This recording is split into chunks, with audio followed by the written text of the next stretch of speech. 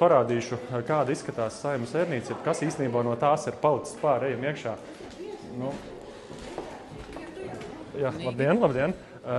Redzam, šeit šobrīd, Saeimas ērnīca nav, te ir tādi pašapkalpošanās kioski, un paskatīsimies, ko te var nopirkt.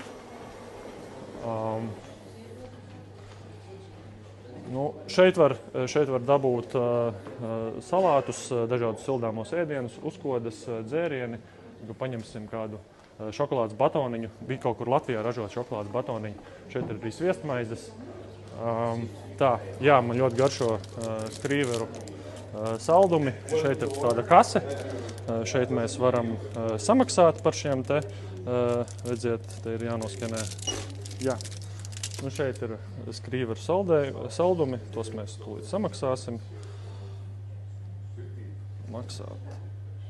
Samaksāt.